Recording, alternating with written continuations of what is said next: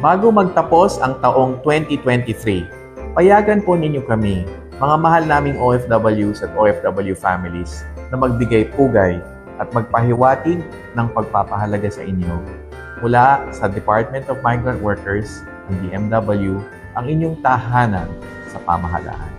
Kayo na aming pinakamamahal na OFWs, ang dahilan ng aming pagsisikap bawat araw bilang kawani ng pamahalaan. Ang aming pagsisikap ay bunga ng adhikaing masuklian ng kahit papano ang inyong tapang, dedikasyon at katatagan ng loob sa harap ng napakaraming pagsubok na inyong hinaharap habang kayo ay nagtatrabaho para sa inyong mga pamilya at pamayanan sa abroad. Ito pong aming paghanga sa inyo at pagbigay ng sakripisyo ay namana at nakuha po namin sa aming mahal na kalihim Secretary Susan Foods Ocle, na siya rin po nagsabi na ang DMW ang magiging tahanan ninyo. At ang tahanan pong ito ang mag-aangat ng inyong antas ng buhay para sa inyong mga pamilya at pamayanan.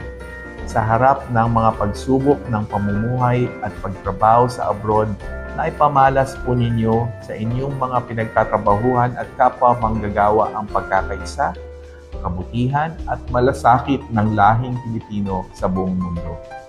Para sa lahat ng ito, saludo po kami sa inyo, kabayan. Sa pagsapit ng bagong taong 2024, manalig po kayo na kami po sa DMW ay katuwang po ninyo sa inyong mga pangarap na mapabuti ang inyong buhay at ang kinabukasan ng inyong mga pamilya. Marami po tayong plano sa 2024. Abangan po ninyo ang pagpapalawig ng ating digitalization effort para papaginhawa ang proseso ng OFW documentation processes na nasimulan noong panahon ni SecTut sa pamamagitan ng OFW Pass. Nandyan din po ang pagpapalawig ng ating mga bilateral labor relations sa mga host countries.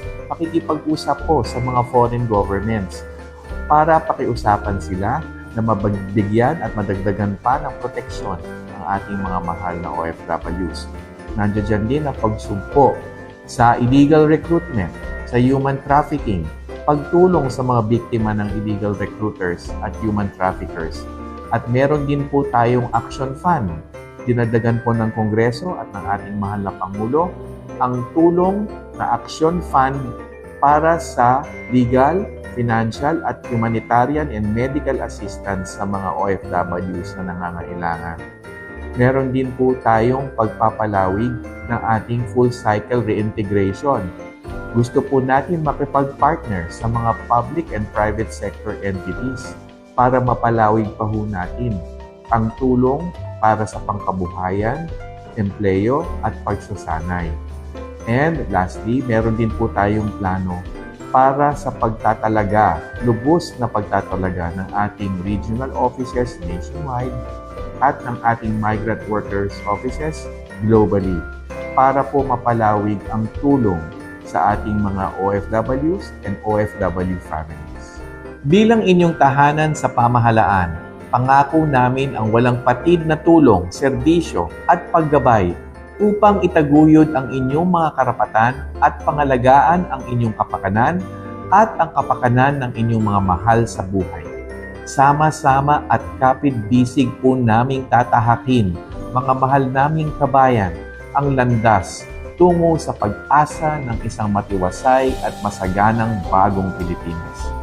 Mula sa amin sa DMW, sa mga kapwa ko undersecretaries, assistant secretaries at kapwa ko kawani, ang inyong tahanan ng OFWs, ang DMW po ay bumabati sa inyo ng isang masagana, mapayapa at masayang bagong taon sa inyong lahat, mga bagong bayani ng bagong Pilipinas.